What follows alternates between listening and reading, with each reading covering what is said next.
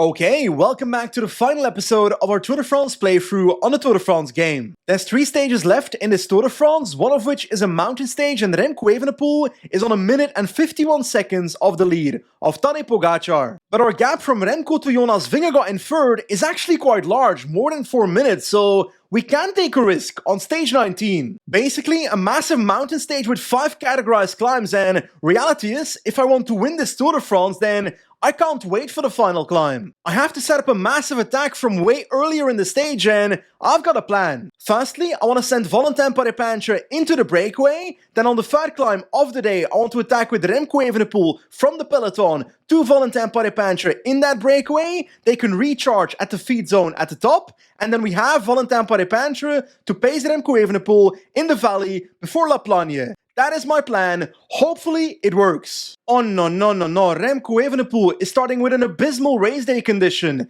with a -2 stat penalty. That's horrible. The odds of our plan working were already pretty small, but now they are very small. Okay, race is about to begin. I need to move forward because Valentin Paris needs to go into the breakaway. There we go, through the middle. We're off. Looks like we have some attacks behind us, which is nice because the more riders that attack towards this breakaway, the bigger the breakaway and the bigger the odds of our plan succeeding. On the first climb of the day, 12 riders in the breakaway and pretty strong. Jorgensen, Mas, Almeida, G, and a couple other pretty strong climbers. So I just gotta make sure I can follow because Jorgensen's tempo is ridiculously high. Almeida is absolutely smashing it towards the top here for KOM points, but I'll stay with Jorgensen. We should be able to come back in the descent. On the second climb now, the Col de Cézanne, and the breakaway has caught Almeida. Actually, it's expanded to 18 riders, and Tadej Pogačar is now on 50 seconds in a group of 21 riders, so what is happening? So I switched to Remco, and the breakaway is just ahead of the peloton now, and Carapaz is pacing here, so there's quite a few riders in this peloton with a pretty crazy plan today. And there we go, the breakaway with Valentin Paris has been caught by Richard Carapaz. I did not expect that. Jorgensen goes up the road again. Maybe I can follow that with maybe Van Wilder. Is that a move? I reckon it is. So Van Wilder attacks on the Col de Cézanne, tries to become my new satellite rider. There goes G on the left and Van Wilder is following, so that is fantastic. 50 seconds towards Jorgensen, but this way a new breakaway can form. I switch to Van Wilder and the gap at the top of the Cézanne is actually 2 minutes 40 on the peloton again, so the gap has massively expanded. Now I'll stay in the wheel of Jorgensen in this descent to try and recover as much energy as possible with Van Wilder so he can survive as long as possible on the Col du Pré for when Remco attacks behind. Okay, third climb of the day, Col du Pré, 12.8 kilometers, 7.9%, and this is where our plan begins. Van Wilder in the breakaway, 2 minutes 30 on the peloton, and this climb is where Remco attacks. I switched to Remco Evenepoel in the GC group. UAE is pacing super slow, which is the perfect opportunity to attack with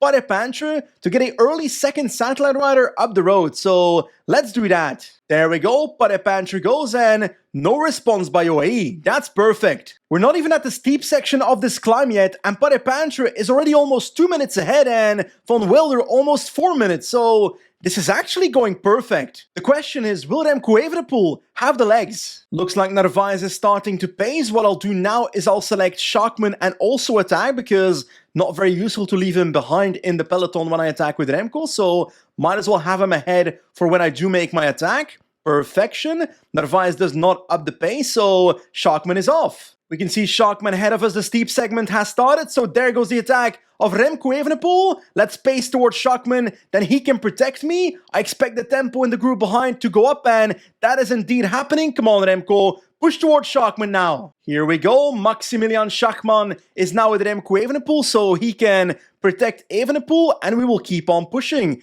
Absolute perfection. The group behind is very close. Only about 15 seconds and UAE is hard pacing behind me. Schachmann is doing a fantastic job and we are catching Paris in the process, and let's take a look at their energy. Paris looking pretty amazing. He can basically sit up on, let's say, persist without limit, but he needs to stay with me on this climb. So Paris, don't get dropped. Ooh, Schachmann is struggling, so I'll take over with Paris. Let's do that. There we go. Protect Evenepoel. Absolute perfection. Now, Remco needs to keep on going because the gap towards the boys behind me are only 20 seconds, and we're actually catching Van Wilder in the breakaway here, so I hope I don't get blocked on this narrow road. Come on. Van Wilder moving up on the right. I'll actually switch it. But if Pancher can be the one pacing all out and Van Wilder can protect Evenepoel. That is my idea here. Gap towards Pogačar is 17 seconds only. That is nothing. That's absolutely nothing. Remco is keeping up the pressure. Van Wilder keeps up the protection, but we're 1 kilometer from the top and the gap to Pogačar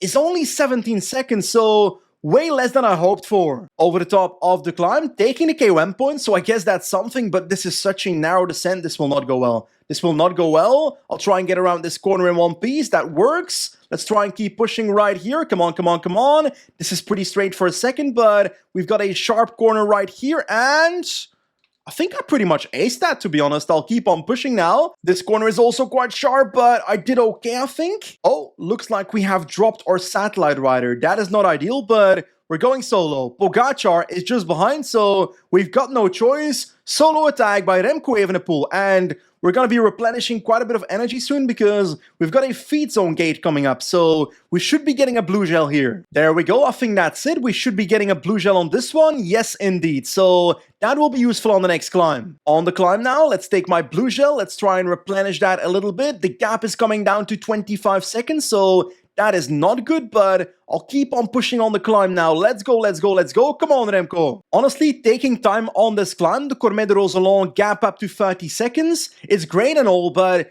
we've got a 10-kilometer valley after this climb, after the descent towards the final climb, so I think Remco will get cooked here. Oh snap, gap is going down. What is happening?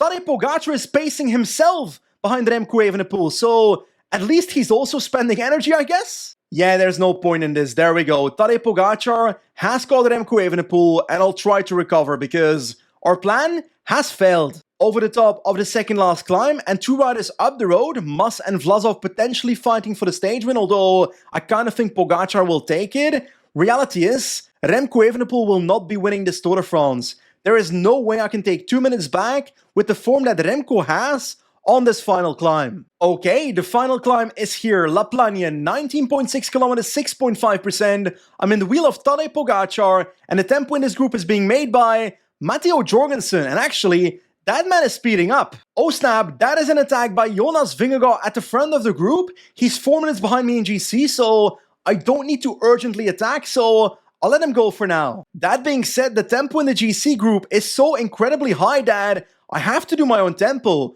Otherwise, I will explode at the end of this climb, so let's stay with Roglic for now. Looks like Jonas has been caught by the Pogačar group, and Hindley brings us back, so that is perfection. Hindley, don't speed up too much, buddy. Don't speed up too much. I need to be able to follow at my own tempo. Come on. Ineos's tempo in that group is so high that I simply can't follow the acceleration, so Remco is doing his own tempo this entire climb. Just about 6.7 kilometers to go. Rodriguez is now the solo leader in the race, but Pogačar and Jonas are now in Group 2, roughly a minute ahead of me, so it's still under control. Like, obviously, I'm not winning this Tour de France, I'm not winning this stage, but I'm defending my second place. Remco Evenepoel is in the last 1.8 kilometers, and Tadej Pogačar and Jonas Vingegaard have a gap of roughly 2 minutes and 15 seconds on me, so I think we're good. I think our second place is gonna be safe. Barely. There we go, Remco. There we go. That is the finish line. Final stretch. Let's push. And there we go. Like, I was obviously hoping for a better stage. I was hoping for my crazy attack in the middle of the stage to work, but it simply didn't. So the stage quickly became a game of securing my second place instead. I have to say, I did not expect Carlos Rodriguez to attack from the GC group, drop Tadej Pogačar, and win the stage on La Plagne. That is a surprise. But of course, after that stage, Tadej Pogačar is even more secure in the Maillot Jaune. Like, I'm sorry, but from this entire top 10, Remco Evenepoel is the man with the worst race day conditions, so it's not a surprise that we couldn't make our plan work. We do lose 3 minutes and 23 seconds to both Vingegaard and Pogačar, but our GC position is basically safe. Second place is likely gonna be the outcome for Remco Evenepoel at this Tour de France with about a minute left on Jonas Vingegaard. But hey, GC might be over, but the race itself is not. 2 more stages to come. Next up is stage 20, a hilly parkour, normally a breakaway day, so I'll try and send the rider into the breakaway because I don't think my Lear will survive. So my first step is going into the breakaway with Maximilian Schachmann as my breakaway bet, and then we'll see what happens with that breakaway. Do they have a chance or not? It will depend on the peloton. Okay, the break has formed and it's 12 riders. Only Turgi, Thomas, Teuns, Ulissi, Fortunato. Pretty strong group. But of course, the question is, can they make it to the finish line? It's still 140 kilometers to go, but the gap from the breakaway to the peloton is 10 minutes and 40 seconds, so this break might have it.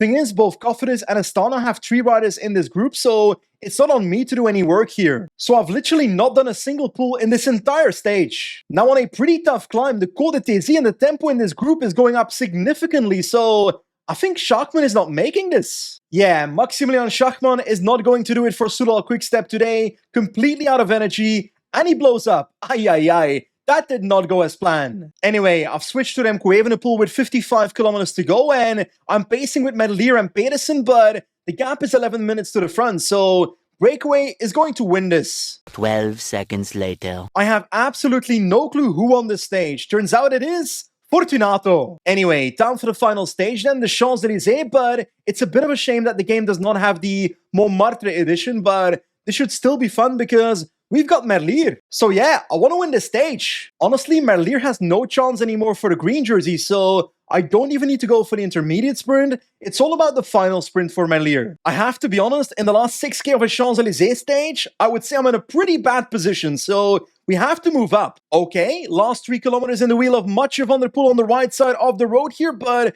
that was what happened there? Can I get to a wheel here though? Milan is moving up. Philipsen is trying to move up. I'm in the wheel of Jonathan Milan, but I've spent a bit of my red energy, so let's try to replenish that before the last corner. And we've lost his wheel, so that's not nice. Let's try to move up in the inner corner here, but Trentin ruins that. Can I move back up? No, no, no, no, no. This is a disaster. This is an absolute disaster. There we go on the right side of the road. There goes Merlier. There goes Merlier. There goes Merlier. Come on, come on, come on.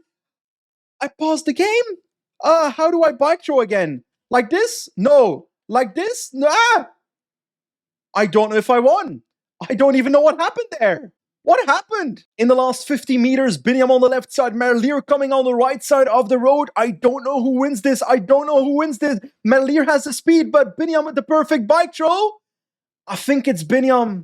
I think it's Biniam. Yeah, Biniam Girmay steps onto the podium, the final podium of the Tour de France as the stage winner on the Champs-Élysées. Not Tim Merlier. That one's painful. And actually, this one as well. Remco Evenepoel came here not for second place, but for the yellow jersey. And Tadej Pogačar goes home with it. But on the podium, at least once, Remco Evenepoel takes home the white jersey at the Tour de France. A month ago, when we started this series, I barely knew the controls of this game. We got better over time from a shit sprinter to someone that is competitive in almost every sprint, and we won a couple of stages. And in the mountains, I for sure made a few mistakes left and right, but we won on Mont Ventoux too, so that was pretty cool. Honestly, despite coming second in this Tour de France, losing the yellow jersey, I very much enjoyed this series. And of course, most importantly, I hope you enjoyed this series as well. Wait a second, Tim Merlier won combativity? That is crazy.